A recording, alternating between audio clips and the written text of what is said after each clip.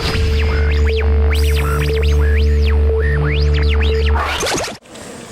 last but not least tonight, we have Dan Siegel for Glassy Media.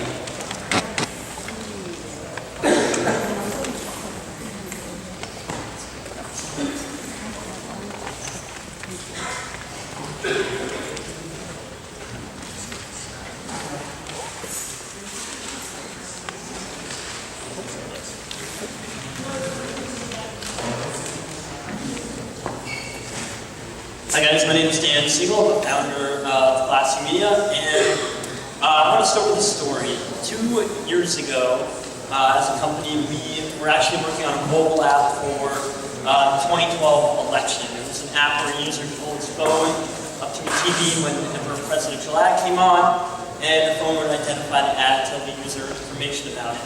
And my founder and I at the time, we never launched the product before, so we raised a little bit of money and we had some money to spend. We met with a bunch of PR firms and we came away from all of those meetings not really knowing what they were going to do with our money, whether it was 5K, 10K, 15K, 30K. We came away from all those conversations saying, you know, if we give you money, like, what exactly is going to happen? And we heard kind of 3 things from everyone. One was, you know, we've done this before, we know what to do with the guys. That didn't really resonate because we were launching an app that was kind of different and it had a really limited window in which to be relevant. 2, we heard a lot of, you know, we have connections to journalists who can help you talk to the right people, and that felt a little weird. It felt like this idea of saying, you know, give me enough money and I'll let you talk to my friends. I don't know what you're going to say to them, but if you give me enough money, it'll happen. And that didn't really seem right either. And then the third thing we heard a lot of people saying was that, you know, they can help us tell our story. And that also didn't really resonate because we actually weren't sure what the best version of our story was, and it didn't feel like someone else would be able to tell us that. So we went it alone, and when the app launched, we actually got a lot of press on launch, and we reached #1 in the App Store, and you know, got in the TechCrunch and Nationals in the world, and the CNN and New York Times in the world as well. And we had kind of 2 takeaways from this process. One is that there can be a tremendous impact on the traction of a product from the press. You know, when you get in this virtuous cycle of more press equals more traction equals more press. And 2 is we kind of felt like we stumbled upon a process that was a little bit repeatable and something different than what any PR firm had been pitching us. And it's what we've now built a product around. It's what we're actually helping other startups do. We call it Agile PR. And you know, I'll show you kind of what the dashboard looks like, but it's really the process that we take people through that is really kind of a different thing that we're doing.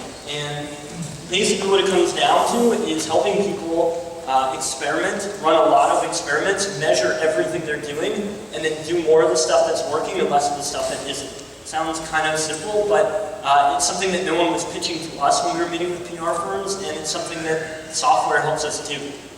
So this is the dashboard for a campaign, and basically it just reports back a lot of information that's super easy to understand. This is one of the things we've realized to focus most exclusively on is reply rate. Which journalists are actually giving me a positive reply when I reach out to them. And we slice and dice that by a bunch of variables. The reach of the outlet, the relevance of the outlet to you. So you can start to see, you know, is my pitch resonating across different categories. And here you can actually see who you have on your media list. How many emails you have on your media list, how many people you've actually reached out to, and how many emails you have yet to capture. And then when we go down, I'll kind of skip that chart, but what we really start to do is just present data that's not really hard to understand, but allows you to be immediately actionable during the course of your campaign. So this is on the left side, who's on the list by the score of relevance. So you can look at this and see, you know, as I'm building my media list, am I over-indexing on people who aren't actually relevant enough to me and my story? Am I making sure to get enough 3s and 4s, the scale that we use, 1 to 4? And then on the right side, you see the conversion, which again, we've realized the response rate is a huge indicator to be focusing on. So you can start to see who's replying across different relevance categories. And we just slice and dice this data across different variables and allow a user to see kind of how their campaign is going in real time. And this is the pitch angle. So you have 5 different pitch angles you want to try out. Do you have enough journalists on your media list that are relevant to those angles? And what's the conversion for each of those angles? And again, it comes down to just do more of the stuff that's working and less of the stuff that isn't. So that's really, it's pretty darn simple. We're building more and more features into it, so it's not just a mess of bar charts, but it's actually a little bit more recommendation-based of, hey, like, you should now go and do this. But yeah, I'll take questions now. Yep. When you're working with a company, can you suggest, is that we're talking about recommendation, can you suggest media outlets that they don't already know? Is that what they're getting to do, is a way to get to some people they don't have? Yeah, so one of the things that we feel is really important is there's kind of 2 opportunities to adjust what you're doing. One is before you've actually started reaching out to anyone when you're building your media list, and the other, of course, is when you are doing outreach. In that first part, you want to make sure you have a representative sample of people across outlets big and small. You don't want to only have New York Times of the world. You don't want to only have New York blogs. And so yeah, we have built some tools that help our clients basically build a media list really quickly, so things are represented across those different categories.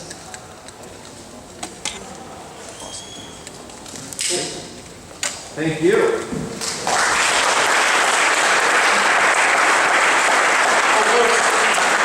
Let's keep that applause for all of our presenters tonight and for our sponsors this evening as well. Thank you everybody for bearing with us. We now come to to food. And so food is actually on the 3rd floor. There are 2 ways of getting upstairs. If you are able to take the stairs, that's going to be a lot faster for everybody.